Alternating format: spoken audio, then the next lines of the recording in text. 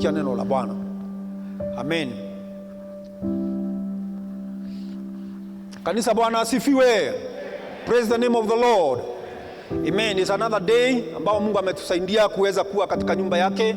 Najua kwamba kuna baraka nyingi ambao Mungu ametuandalia. Hapa nyuma tumekuwa tunakaa mbele za Bwana, tunakuja, tunafundishwa, tunahubiriwa. Kila wakati Mungu ametunenea. Nakumbuka kwamba wiki iliyopita mtumishi wa Mungu ambaye alikuwa nasi hapa, ambaye alikuwa ni guest speaker kutoka South Africa, Brother Robert, aliweza kuhubiri injili ya kiinjilisti na tukabarikiwa kila mmoja wetu. Hapo wiki iliyopita pia tulikuwa tumebarikiwa na mtumishi wa Mungu Kamau, alikuja hapa akanena neno ambalo liligusa moyo wangu kuhusu njia ya kuweza kuheshimu mafuta. Bwana asifiwe. Na siku ya leo najua Bwana tena ako na ujumbe kwa ajili yetu, na najua kwamba Mungu ameweza kumtayarisha mtumishi wake, ndugu yetu ambaye amefanyika mchungaji hivi karibuni, mtumishi wa Mungu Haron Waweru. Ako na neno anatuletea. Wacha tusimame tuweke mikono yetu pamoja, tunamkaribisha atupatie kile Baba amempa katika jina la Yesu. Karibu sana mtumishi, na Bwana akubariki sana. Amen. Karibu sana. God bless you. Thank you. Amen. Bwana asifiwe. Bwana asifiwe sana. Are you happy in the house of the Lord? Are you happy to be in Pefa Church Kasarani? Amen. Amen. And I believe right now you can take a minute before the Lord. Nimwambie Mungu asante kwa umbali huu. Chukua dakika moja before tuketi chini. You can tell God, thank you so much. For God has been good. Were it not for God who has been on your side, on our side, indeed we would not have made it this far. Baba yetu na Mungu wetu, tunakushukuru sana kwa sababu Mungu umekuwa mwaminifu, umekuwa Mungu pamoja nasi. Jehova, tunainua jina lako na kulitukuza. Hakika Bwana, unapokusanya watu wako, you never do it in vain. And therefore God, this is the confidence that we have in you. You have a good plan for us, oh God. You have sustained us in our going out and our coming in. Na leo Bwana tunafuraha kwa ajili ya vile ambavyo Bwana umetupatia afya nzuri. Jehova, umekuwa mlinzi wetu. Jehova Bwana, tunakushukuru hata kwa ajili ya taifa letu. Tushukuru tu Bwana kwa ajili ya taifa letu. Take a minute and just thank God for our nation. Thank God for our leaders. Thank God for everything that is happening. And as you do that, declare a thing and we believe God it shall be established. Kama kuna mahali unaona kuna upungufu katika taifa letu, chukua nafasi yako kama mteule wa Mungu and be able to declare a thing. Let there be restoration in our leadership, in our political atmosphere. Let there be restoration. Dear God, we declare upon our land and nation Kenya, let there be healing and restoration of our economy in the mighty name of Jesus. May you sustain brethren, family members, oh God. At this time when there is pandemic, Abba Father, shield us from harm. Shield us, oh God, protect us. Heal our land, we pray. You are a great God. You are mighty King. Rule and reign in this nation, in every corner of this land. My Father, watch over our borders. Give us protection more than ever before. Jehovah, we thank you and we bless your name. And now, Lord, as we get into the ministration of your word, I pray, God, that you give us an open heaven. My Father, may we all be blessed because we came in your house. Abba, Father, we thank you and we bless you. And all this we pray, believing and trusting in Jesus' mighty name. Everybody say, amen. Everybody say, amen. Appreciate the Lord. He is a good God. Amen. Mnaweza keti, na asanteni sana kwa kuja siku ya leo. Na wale ambao wana join ibada yetu katika mtandao ama online, tunawakaribisha sana. This is Pefa Church Kasarani, na hapa, this is where God lives. Amen. If you want to have an encounter with the Lord, be in this place. Amen. Kwa sababu I totally believe there is an overflow of the grace of God in this house. Amen. May the Lord bless you as we participate together in this service. Thank you so much, our Reverend, our elders, for the great leadership this far. Leo nitashiriki ujumbe ambao ni ujumbe si ujumbe mgumu na si ujumbe rahisi. Lakini nashukuru Bwana kwa sababu ya vile ambavyo ameendelea kutuhimiza. A few weeks ago, I remember there's a time we shared on how to live a fulfilled life. Na tukasema ya kwamba unapobarikiwa, kumbuka jambo moja, usimsahau Mungu Muumba wako. And last week when we saw the servant of the Lord coming to this house, alitumiwa na Mungu kutunenea mambo ambayo aliyanena kwa urahisi, lakini ni mambo ambayo they are deep things. Bwana asifiwe sana. Na kasema how we can serve our God with gladness na furaha. And what challenged me is what he read in the book of Deuteronomy, chapter number 28, 47 to 48, ambayo inasema ya kwamba we need to serve our God with joy and enthusiasm during our time of prosperity. Yaani wakati ambapo tumenawiri, lazima tuzoee kumtumikia Mungu wetu kwa furaha. Amen. And I believe that's what God is calling us to do. Sio sisi hapa ambao tuko hapa kanisani, hata wale ambao wanatuangalia katika runinga. I believe the Lord is speaking to you and me that despite the situation, kile ambacho Mungu ametupatia, we need to serve him with joy and gladness. Amen. Na Biblia inasema kwamba if we don't do that, then destruction can come our way, and at times utatumikia Mungu when you are serving your enemies. Bwana asifiwe sana. Far be it from us, we shall serve the Lord even when we are swimming in abundance. Amen. Na leo Mungu anatuliza swali. Actually, this is the heading of this is the topic we are discussing today. Hata leo nitakuwa mwalimu kidogo, and I believe God is going to take us to a different level. Amen. And the question is very simple. Are you the one? Mwambie jirani yako, je, ni wewe? Are you the one? Bwana asifiwe sana. Na hapo mwisho tunasema, if you are the one, let your light shine. Amen. So the topic is, are you the one? Na nataka tusome maandiko ambayo tutaweza kujifunza ili kila mtu achukue nafasi yake na ujue ya kwamba hakuna mtu yeyote ambaye ako hapa siku ya leo ama yuko duniani siku ya leo ambaye alikuja hapa empty. All of us, when God was designing us, he had a purpose in his mind and alitupackage. Bwana asifiwe sana. Alitupackage, alituload. And by the time alikuwa anaturelease katika huu ulimwengu, all of us, me and you, we were fully loaded. Tell your neighbor, I am fully loaded. Amen. Anything that God wants you to achieve in your life, it is not outside you. Bwana asifiwe sana. Usijaribu kutafuta kitu outside what God has given you. God is asking us, what is it that you have in your hand?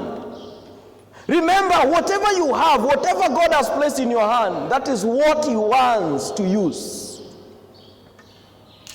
Na leo wengine wetu tumekuwa kanisani, tumeokoka. Hata taifa letu bado linauliza hili swali, are you the one? Kuna watu wengi wamejificha mahali kwa milima. They are praying for this ministry. They are praying for our nation. They are praying for the church of Christ in Kenya and beyond. And every day they are looking around, wakiuliza, are you the one? Bwana asifiwe. Are you the answer to my prayer? Are you the answer to the solution I am looking for? Bwana asifiwe sana. Na katika Biblia kuna wakati ulifika mtumishi wa Mungu Yohana alikuwa anauliza, je, ni wewe? Bwana asifiwe sana.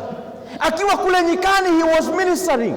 But he had a purpose in his heart. Alikuwa anajua ya kwamba mimi ambao Mungu ameniita na muandalia njia ambaye ni mkuu zaidi kushinda mimi. Na kila siku alikuwa anatazamia akijua ya kwamba huyu ambaye anamtengenezea njia atadhihirika. Bwana asifiwe sana. Na ndiposa let us read the word of God in Luke chapter number 7. Tuanzie pale 11 na tutaendelea polepole ili tuweze kuunderstand the context ama muktadha wa yale ambao tutazungumzia siku ya leo. Bwana asifiwe sana. Are you the one? Je, ni wewe? Biblia inasema hivi katika kitabu cha Luke kuanzia mstari Luke 7 kuanzia mstari wa 11. Hapa ni pahali ambapo Yesu alikuwa amefanya miujiza kadhaa. Na ukianza pale mwanzo utapata ni wakati ambapo Yesu aliona imani ya yule centurion. And he had sent, and at this time, when he had finished saying many things, they had done a miracle. And then he encountered another situation. Akapata another opportunity ambayo nataka tuanzie pale. So from verse 1 to 10, you are reading about the faith of the centurion. But today I want us to start from Jesus raising a widow's son. Na Biblia inasema hivi, nitasoma kwa Kiingereza. Biblia inasema hivi: Soon afterwards, Jesus went to a town called Nain, and his disciples and a large crowd went along with him. And as he approached the town gate, a dead person was being carried out, the only son of his mother, and she was a widow. And a large crowd from the town was with her. When the Lord saw her, his heart went out to her and he said, "Don't cry." Verse 14. Then he went up and touched the coffin, and those carrying it stood still. He said, "Young man, I say to you, get up." The dead man sat up and began to talk, and Jesus gave him back to his mother. Verse 16. They were all filled with awe and praised God. "A great prophet has appeared among the people. Among us," they said. "God has come to help his people." This news about Jesus spread throughout Judea. I want you to take note of that. This news about Jesus spread throughout Judea and the surrounding country.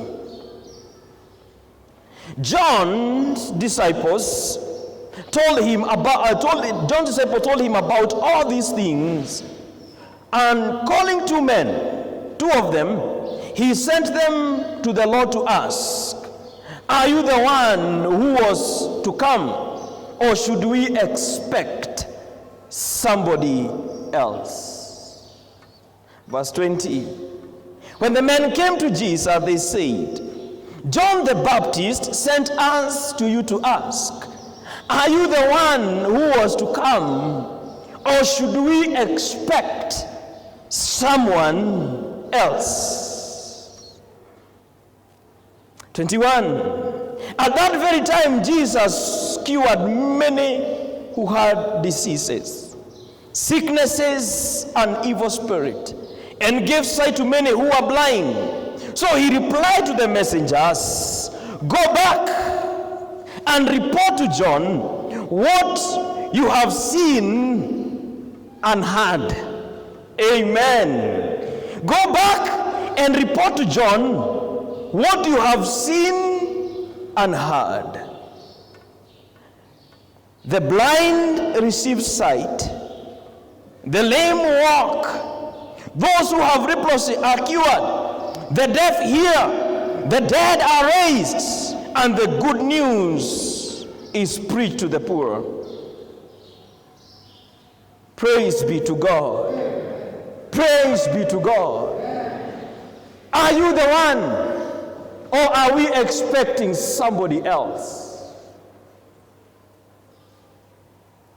In this instance, John the Baptist was busy doing the ministry of preparing for his master to show up. Alifanya kazi akingojea Yohana Mbatizaji, alifanya kazi akingojea the manifestation ya mwana wa Mungu. Bwana asifiwe sana. Kwa sababu ukiangalia pale Luke chapter 3 verse 15 inasema hivi, the people were waiting expectantly and were all wondering in their hearts if John might possibly be the Christ. John answered them all, na akamwambia hivi, I baptize you with water, but one more powerful than I will come, the thongs of whose sandals I am not worthy to untie. He will baptize you with the Holy Spirit and fire. Bwana asifiwe sana.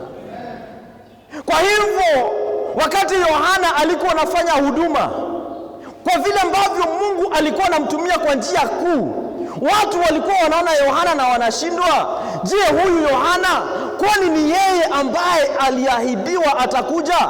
Akasema hapana, si mimi. He said, I am not the one. There is one who is greater than I, who is going to come.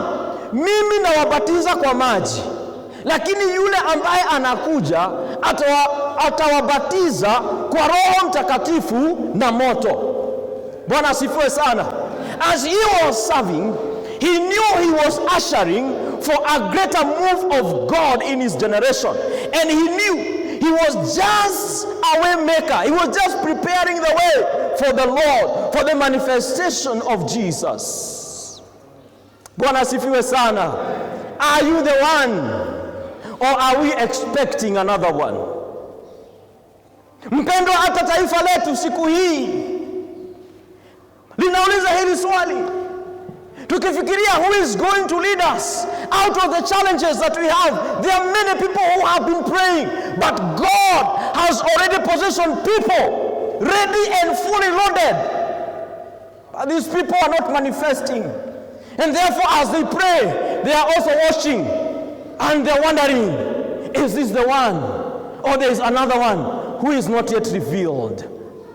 Bwana asifiwe sana. So John akigojea, akakuwa akiuliza, mimi naendelea kufanya kazi, lakini najua kwa mind yangu ya kwamba kuna yeye ambaye namngojea. Hallelujah. Naye Yesu hakuwa anajua. Tuseme alikuwa anajua kwa sababu Yesu ni Mungu. Bwana asifiwe sana. But Yesu kuna kitu ambacho alikuwa amesema, ambacho lazima tutafakari ili tu understand haya maandiko. Bwana asifiwe sana.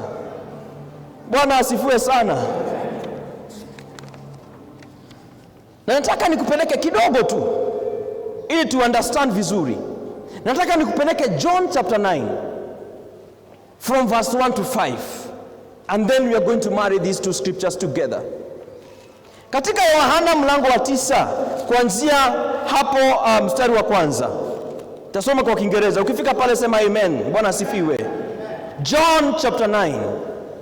Hapa ni pahali pengine Yesu anafanya muujiza. Hallelujah. Huyu Yesu popote alienda alitenda mema. Bwana asifiwe sana. So John chapter 9 verse 1, Biblia inasema hivi, as he went along, hallelujah, as he went along, he saw a man blind from birth. Amen. His disciples asked him, Rabbi, who sinned, this man or his parents, that he was born blind?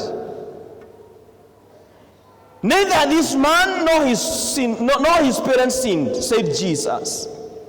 But this happened so that the work, please understand, underline the word the work. This happened so that the work of God might be displayed in his life. In whose life? In the life of, in whose life? Amen. So this blind man, he was born blind because God had a purpose. Na ndiposa naanza pale mwanzo.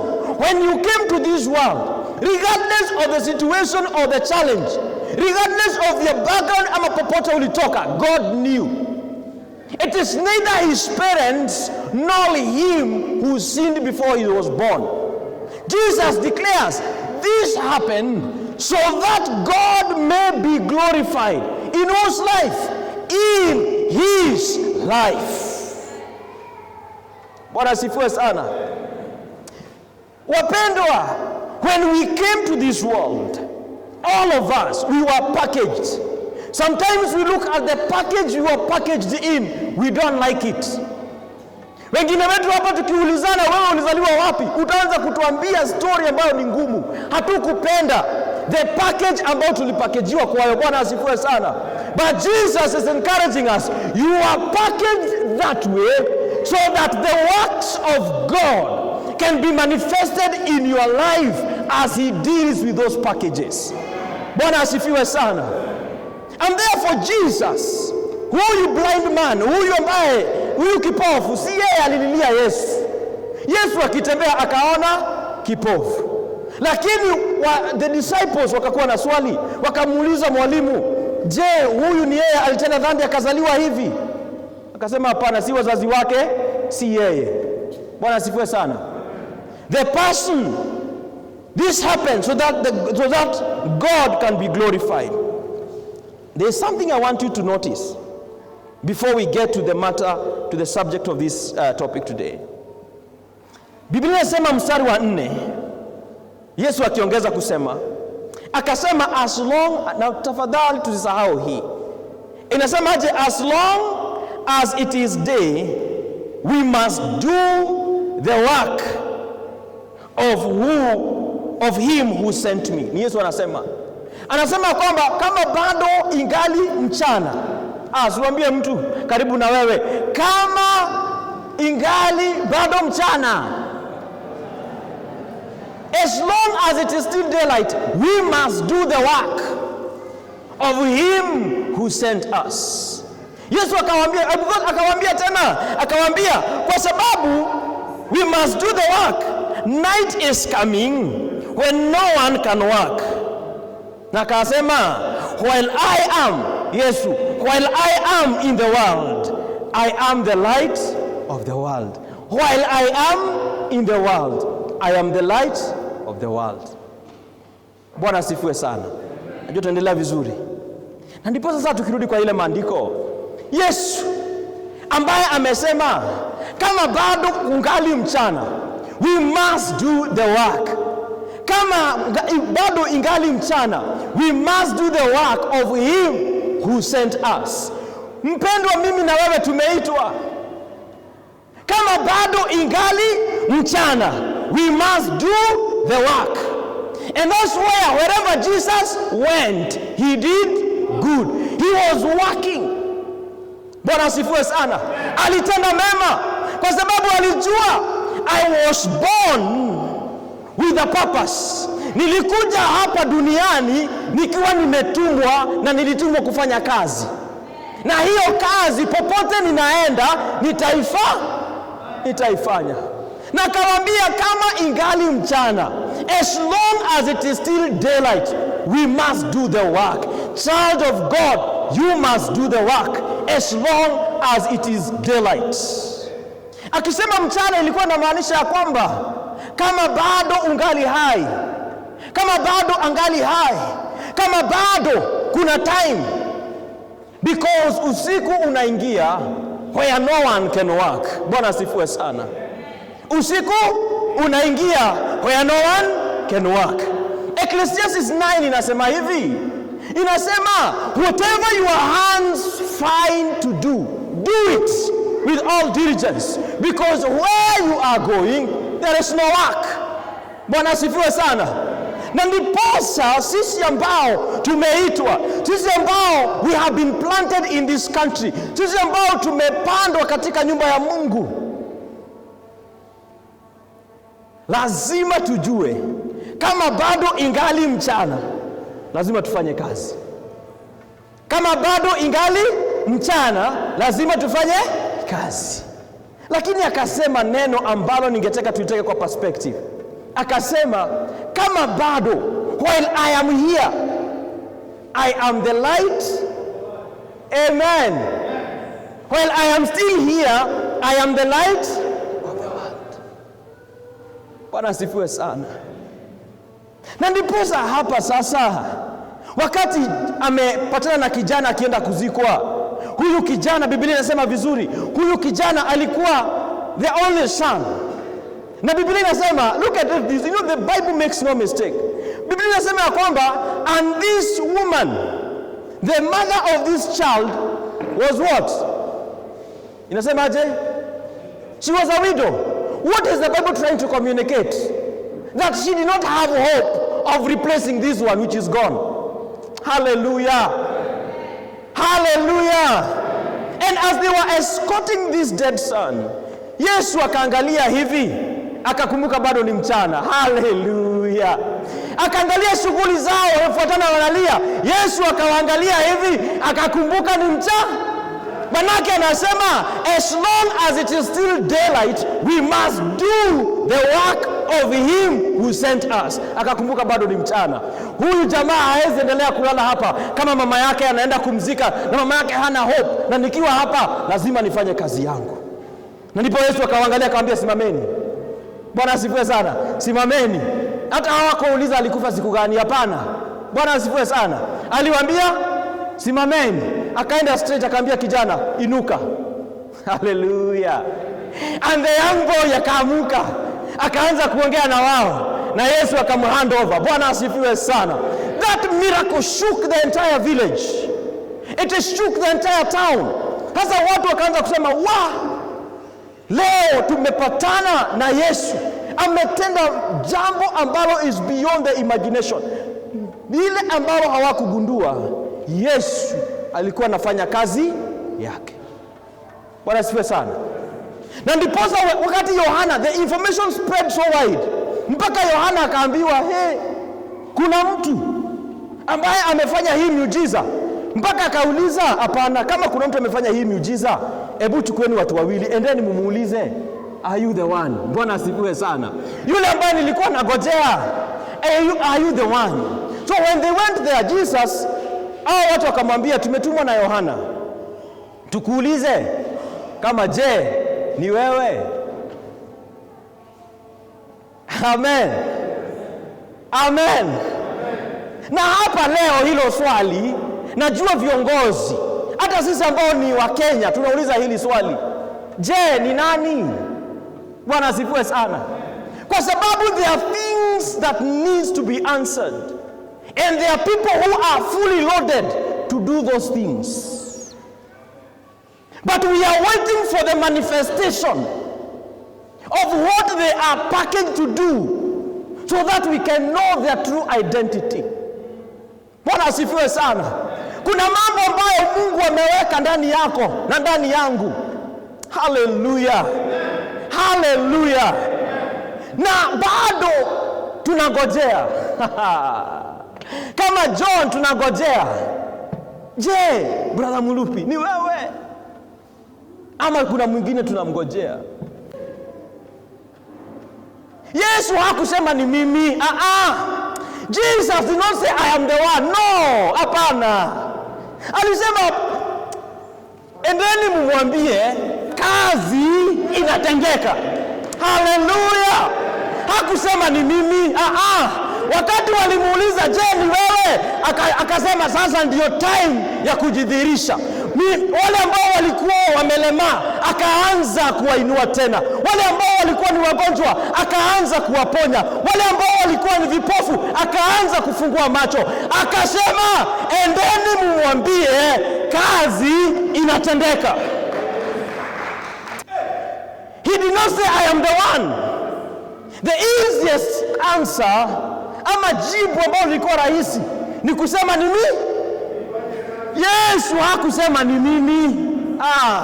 John 9 ametuambia vizuri, kama bado ingali mchana, lazima tufanye kazi ya yule aliyetutuma, kwa sababu usiku unaingia, na usiku kuingia hatutafanya kazi. Bwana asifiwe sana. Wakati bado kungali mchana, lazima tufanye kazi, na tukifanya kazi, our true identity will be manifested. Whatever God loaded you to do, we don't need to know your name. Show us who you are by what you do. Na Yesu akasema, kama bado niko hapa duniani, mimi ndiye nuru. I am the light of the world. Hasa hapo sisi tunakaa vizuri, tunafurahia. Kama Yesu yuko, yeye ndiye nuru ya ulimwengu, na tunafurahi. Lakini bado Yesu yuko hapa duniani. Bado Yesu yuko hapa duniani, anatembea mahali hapo Mweki. Yuko ama hayuko? Hapa Kenya Yesu yuko, anatembea mahali Nairobi. Yuko ama hayuko? Haleluya! Kama bado ingali mchana, kazi lazima ifanywe. And that's why the creation is waiting in expectation, even before the true revelation of what will happen at the end. Right now, hata taifa linalia, wana wa Mungu wako wapi?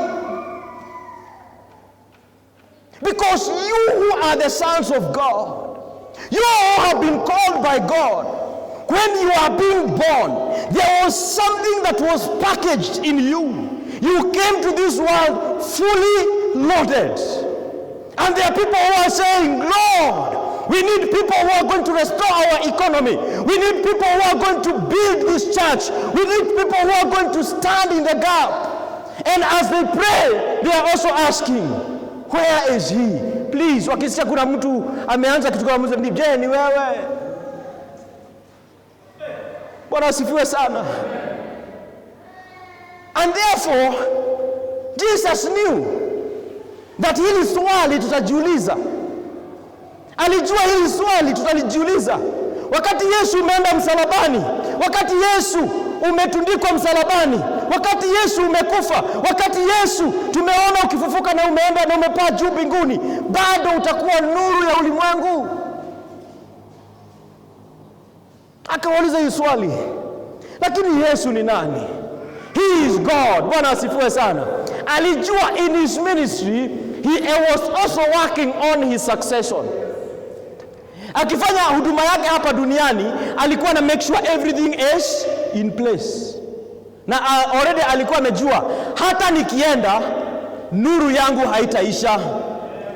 Na ndiposa akatupatia jibu. Bwana asifiwe sana. Akatupatia jibu. Na hili jibu ni langu na wewe. Na ndiposa ili tuingie katika almost the meat of our study today. Ukiangalia Matthew chapter number 5, verse 14. Yesu John chapter 9 ametuambia hivi, while I am in the world, I am the light of the world. Lakini Yesu in Matthew chapter 5, after amenena na watu wake, after amenena for a long time, akaangalia wale his disciples and the congregation he was speaking to. Then akawaambia, verse 14, aliwaambia nini? Tusome pamoja.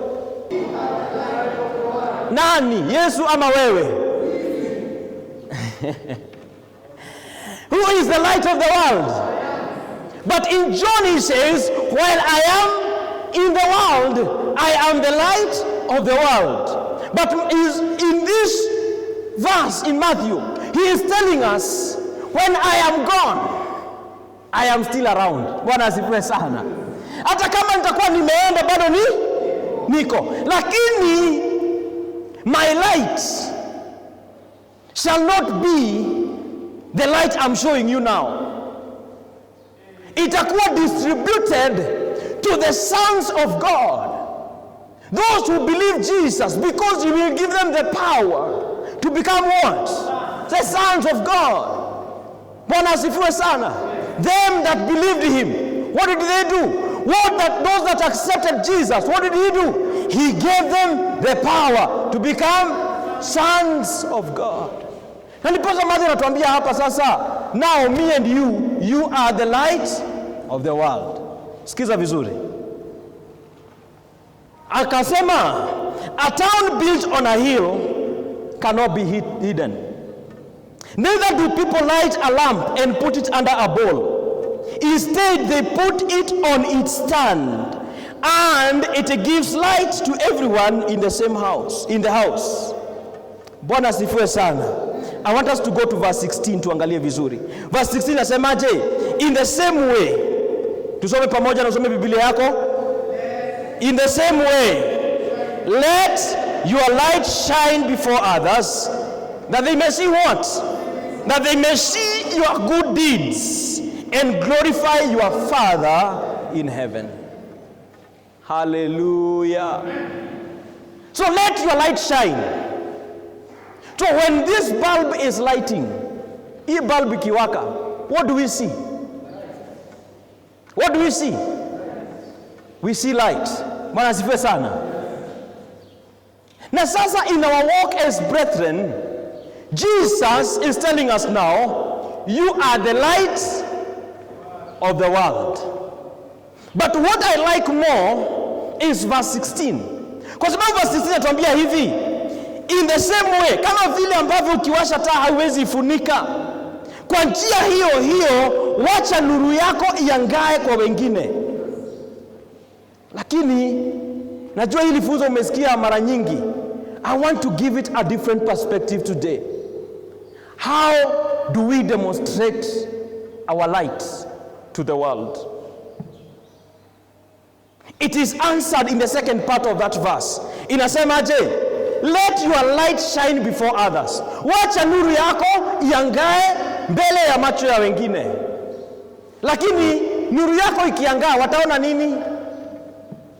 What does the Bible say? What are they going to see? That they may say what? That they may see your good works. Hallelujah. In other words, wakituangalia hawataona nuru in its own definition.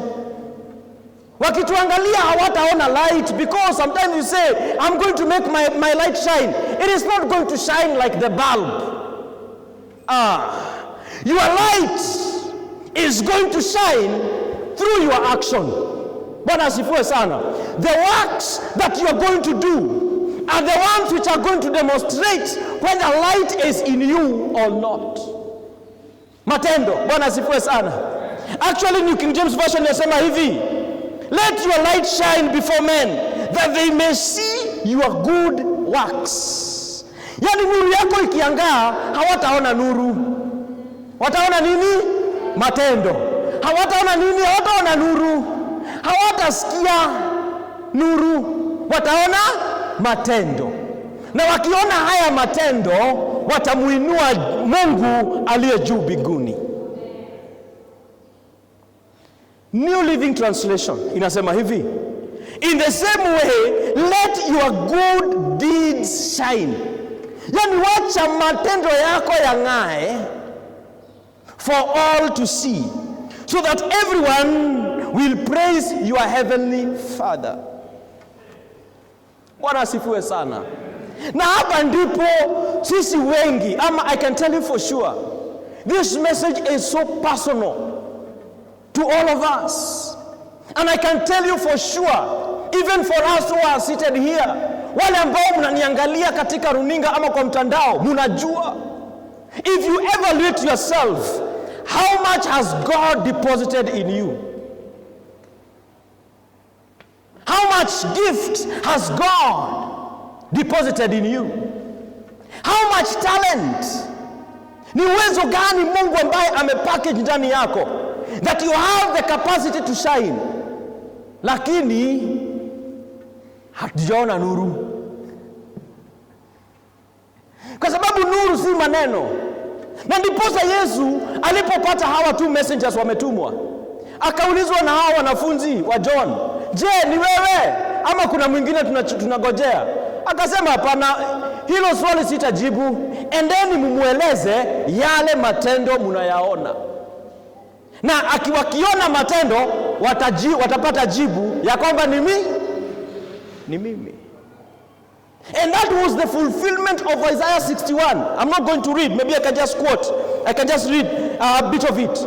Inasema, the Spirit of the Lord is on me, because the Lord has anointed me to preach good tidings to the poor. He has sent me to heal the brokenhearted, to proclaim liberty to the captives, and the opening of prisons to those who are bound. That was Isaiah. Haya mambo ndio Yesu sasa anatenda. Wale ambao injili inahubiriwa kwa wale ambao ni maskini, wale ambao ni vipofu wanapona, mambo yanatendeka. Na ndiposa Yohana anapotumana, Yesu anamwambia hapana, enda mumwambie Yohana yale ambayo mumeyaona na yale ambayo mmefanya nini? Umesikia. Yale ambayo mumeyaona na yale ambayo umesikia. And that's why it brings me to this conclusion, ya kwamba kuna watu wengi kanisani. Bwana asifiwe sana. Hata siku ya leo wale ambao tuko hapa, kuna watu wengi hapa kanisani. We have not seen your light. It's a difficult message. That's why I say it's a personal message. You have to evaluate yourself. We don't have any question whether you are born again or not. We know you are born again. Bwana asifiwe sana. Kuna watu wengine hapa tumekaa, wengine wanatazama kwa mtandao. You are so gifted, but you are not investing your gift in the kingdom. And that's why those who are praying that God may provide laborers in the vineyard, bado wako kwa maombi. They are praying for the Lord of the harvest, but they are already harvesters in the house. Bwana asifiwe sana. Kuna watu ambao, while it is still daylight, Jesus says we must do the works. By doing the works, your works are shining as the lights. Bwana asifiwe sana. Alisema kama bado kuna mwangaza, lazima tufanye kazi ya yule ambaye ametutuma. Je, yule ambaye alikuokoa ni kazi gani alikuitia na unajua? You know, this is the beautiful thing. Everybody who is fully loaded, they know. Bwana asifiwe sana. Everybody knows their capacity. Sometimes we criticize a lot. Tukiangalia hapa mbele Biblia inasema, I'm not seeing the quality I want. Why do people move from one church to another? Bwana asifiwe sana. They are part of the solution, but they do not want to shine. Bwana asifiwe sana. Hawataki matendo yao yang'ae. So kwa hivyo you become very faithful. Some of us, for your information, kuna miradi mingi sana unafanya huko nje. Capacity, it speaks of capacity. There are many people in the house of the Lord doing very difficult, complicated projects huko nje.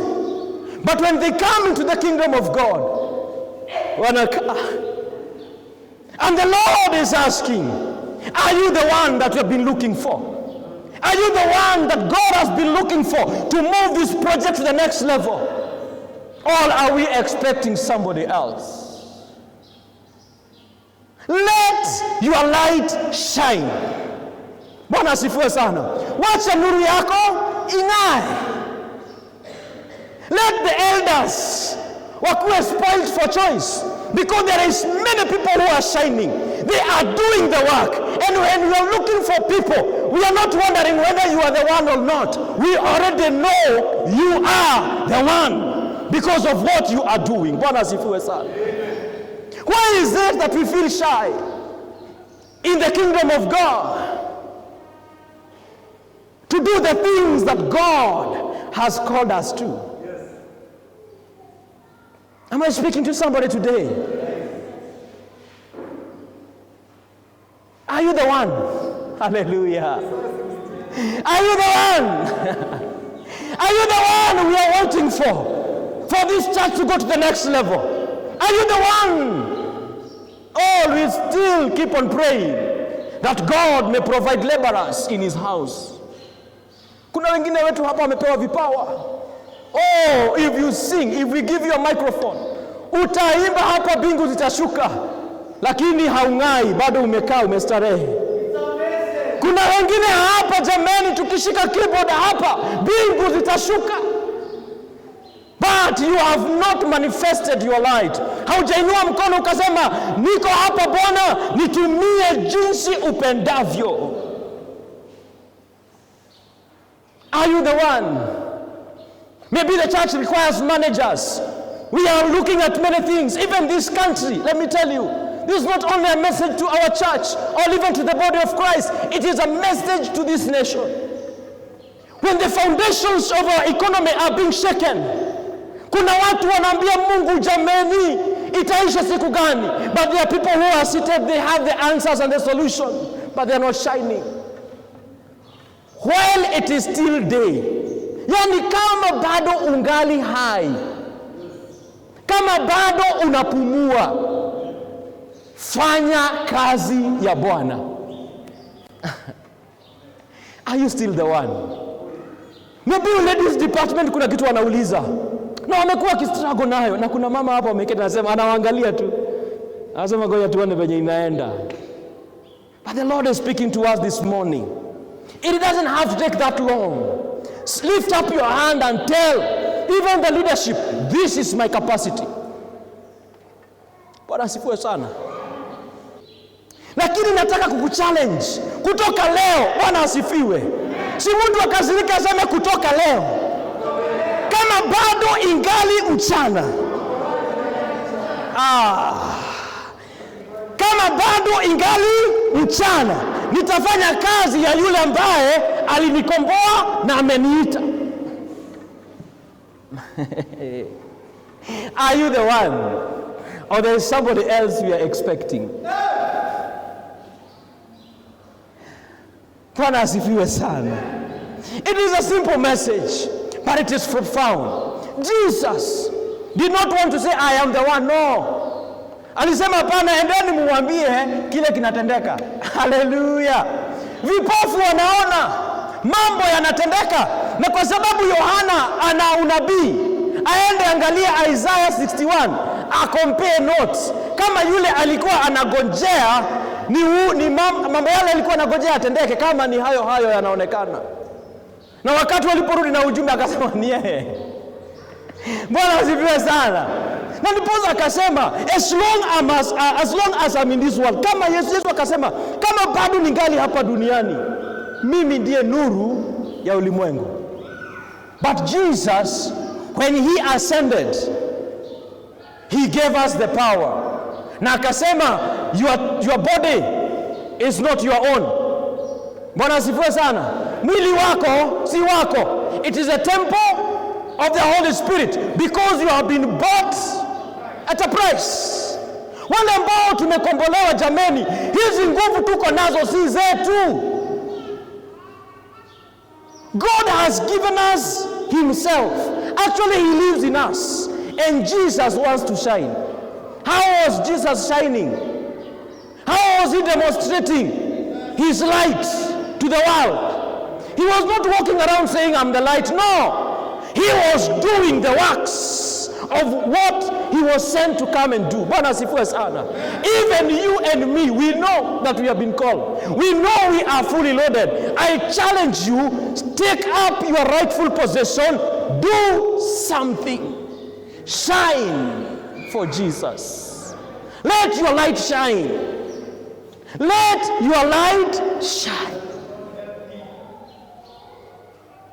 Jamani, tusipendezwe sana kuja kanisani tunaketi. Wacha tukue busy. Early in the morning by 6, kuja tupate watu hapo wameitwa. Watu ambao wana shine for Jesus. Even in this country, it is true we'll be praying for the nation, but kuna watu wanajua haya maombi tunaomba, wanajua wao ndio suluhisho. I challenge you in the name of Jesus. Wherever you are in the four corners of this country, rise and shine. Arise and shine. When we see the deeds, when we see the fruits of what God has placed in you, we will praise the Father. Amen. What will happen ukijua corruption has been dealt with in this country? Hebu imagine siku moja uamke uambiwe hakuna corruption katika taifa letu. What will you do? Utainua mikono yako juu useme aje? Haleluya! Mungu ametenda. Bwana asifiwe sana. What will happen ukiona tumeinuliwa kiwango kingine? Kwa sababu kuna kina dada, kuna brethren hapa kanisani wameinuka katika their empowered areas. Na wamesema mimi taa yangu itang'aa kama bado ni mchana. In other words, kama bado napumua, kama bado niko na afya, kama bado niko na nguvu, nyota yangu itang'aa. Na nyota yako haitang'aa kwa kusema itang'aa. Nyota yako itang'aa kwa matendo yako. Bwana asifiwe sana. Nyota yako itang'aa kwa matendo yako. Na ndipo asubuhi ya leo tunapoenda kutamatisha. Tunapoenda kutamatisha, Bwana anatuuliza, kuna watu wengi ambao wamekuja katika ufalme wa Mungu. Kuna watu ambao Mungu amewaita hata katika the kingdom of God. God has blessed you with wealth and money. And still the kingdom of God is looking for kingdom financiers. But God is asking you this morning, not only you who are listening to me here, but also those who will be listening to me, wherever God has planted you, could you be the person God is asking, are you the one? Are you the one? God has brought other people to become pillars in many ministries in this country, but they are not shining. And God is asking, and the men of God who are praying are asking, are you the one? There are many people wanaomba wakisema, Mungu, may you bring laborers in the kingdom. Watoto wetu waache kupotea. Unajua kuna mahali mitaa unapita unakuta vijana wengine wadogo tu bado wanakunywa pombe. Yani they are just lost, they are losing their lives. And then I'm asking myself, God, what can we do to save this generation? Bwana asifiwe sana. The world is waiting for people God has already packaged for their assignment. Mukiinuka muanze kufanya hizo kazi, watu wataangalia, waone change ambayo ime happen, and they are going to glorify our Father in heaven. Bwana asifiwe sana. There are many people who have been called in the business place, in the marketplace. Uko kwenye unafanya biashara, kuna watu wengi, wewe umeitwa pengine kuwa mchungaji huko. You could be there as an evangelist, you could be there, not really even preaching so much, but just being kind to people, being a good example. But because maybe tukienda huko tuulize, hapa kuna mtu ambaye ameokoka? Wanauliza, hapa hatujui. Bwana asifiwe sana. Wakienda kwa kampuni unafanya kazi waulize, tunatafuta wale ambao wameokoka hapa. Are you one of them? Ama wokovu wako umeunyamazia, hakuna matendo. Upepo ukipuliza hivi una bend. There is no distinction. But Jesus told these two disciples of John, and then umwambie yale yanatendeka. Today I challenge you, wherever God has planted you, let your good works shine, and God will be glorified. Lastly, nitasema hivi, there are great treasures hidden in us. Kuna mambo mengi yamefichika ndani yetu.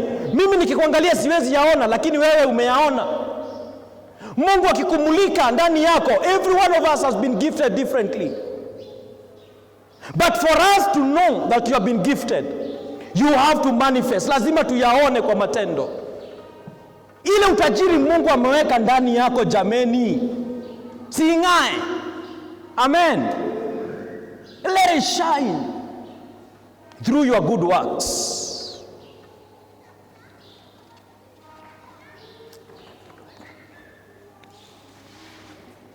Namalizia kwa kusema hivi,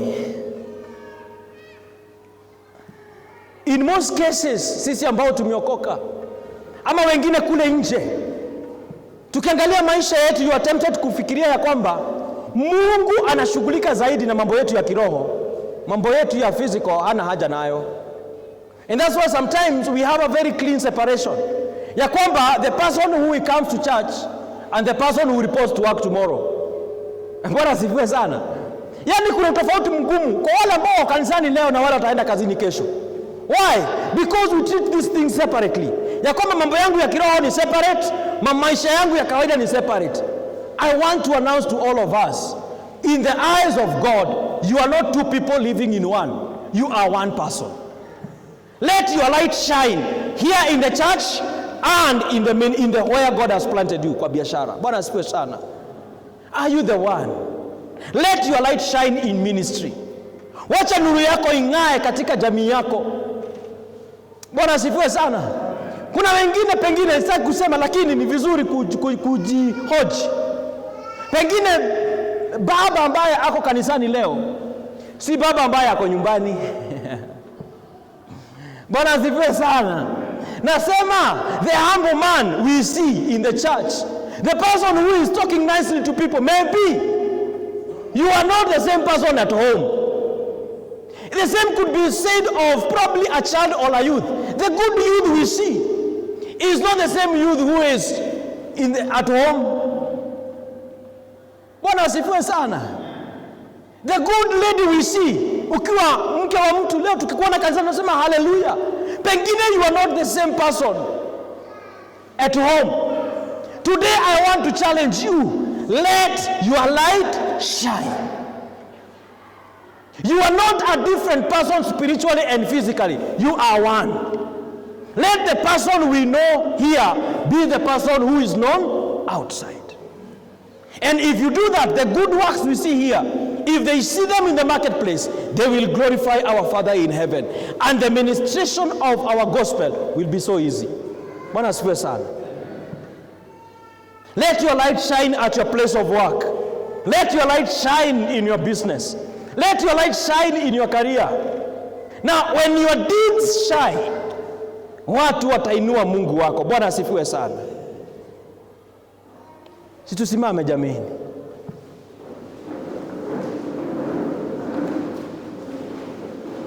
Tafakari uangalie in your environment. Maybe hata in the ministry where you serve. Tafakari uangalie uone gap areas. Imagine those gaps. There are people who are praying that God may fill those gaps. And pengine you are here with us. And God is asking us today, are you the one? Or are we expecting somebody else? Brethren, I challenge you this hour. Let your light shine. Bwana asifiwe sana. Ongea na jirani yako muulize, je, ni wewe? Je, ni wewe? Na usigojea akwambie ni mimi. Tutaangalia matendo yake. Bwana asifiwe sana. Asikwambie ni mimi. Hata kama atakujibu mwambie angalia yeye yenye nafanya. Bwana asifiwe sana. Ukiangalia yeye nafanya utajua ni mimi. Let your light shine. Because in this world we are like Jesus. Tulisema haya, tumesoma haya kitambo. Si ni kweli? So the light we are shining now, si nuru yetu, ni nuru ya nani? Ya Yesu ambaye ako ndani yetu. Yesu bado anataka kung'aa. Na alisema kung'aa kwake ni aje? As long as it is daylight, I have to do the works of him who sent me. Now today, Jesus has sent us to become that light. Be that solution. Tusigoje jibu mahali pengine. I don't know what the Lord has spoken to you. But most likely there could be people in the house of the Lord today ambao wanasema ni mimi. Najua kuna pengo nyingi nikiangalia my environment, lakini najua niko na jibu na sijajitokeza. Could that person be in this house? Na kuna mwingine anashangaa nitang'aa namna gani? I don't know even where to begin kung'aa, kwa sababu huyu Yesu unasema anaishi ndani yako, simjui. Brethren, in the house of the Lord there's an opportunity for you to open a new page in your life. There's an opportunity for you to get into the kingdom of God and start experiencing the light of Christ so that you can start shining for the world to see. And by you shining, they will glorify the Father in heaven. Are you the one that the world is looking for? Are you the one that your workplace, kwa kazi yako kuna mashida unaona uko, lakini unasema najua kufanya lakini sitafanya. Even if they don't pay you, Bwana asifiwe sana. Let your light shine.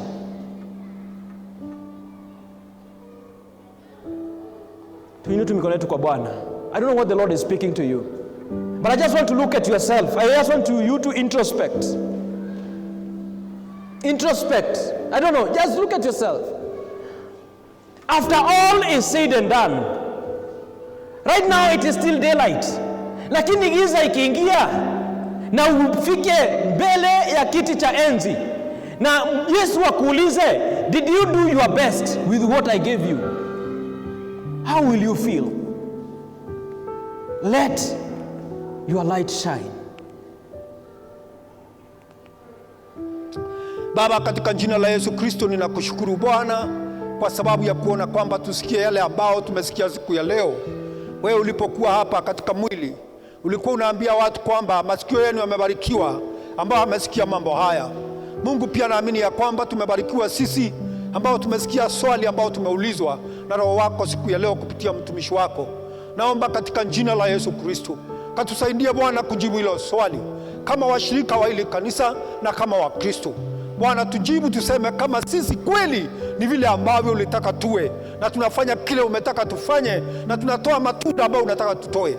Naomba katika jina la Yesu Kristo tusaidie Bwana, tuwe vile ambavyo unataka tuwe katika jina la Yesu. Na wewe shetani ambao unakanganya watu wa Mungu na wachanganya akili zao, unaweka vitu kuwazuia, naomba kutoka siku ya leo ushindwe katika jina la Yesu. Na achilia nguvu za Mungu juu yako na kuambia kwamba una mamlaka, una uwezo wowote juu ya wateule wa Mungu. Baba, nasema ni asante, ni kwa sababu kila mmoja wetu ataweza kuwa kile ambao umetaka tuwe, na nuru ambao umeweka ndani yetu kuanzia leo itamulikia watu walio gizani. Wale wamekuwa kionyesha giza, wanalea nuru kutoka siku ya leo. Naomba kwamba nuru yako Bwana iweze kuinuka katika jina la Yesu. Katubariki na ukatuonekanie. Mtumishi wako Haruna mwinua mbele zako, endelea Bwana kumuongeza aweze kuwa baraka kwa kanisa lako. Nasema ni asanti kwa sababu unatupenda. Napo Bwana fika kilele cha mkutano wa leo kuwa katika uwepo wako kanisani Bwana. Naomba kwamba tembea nasi wiki yote.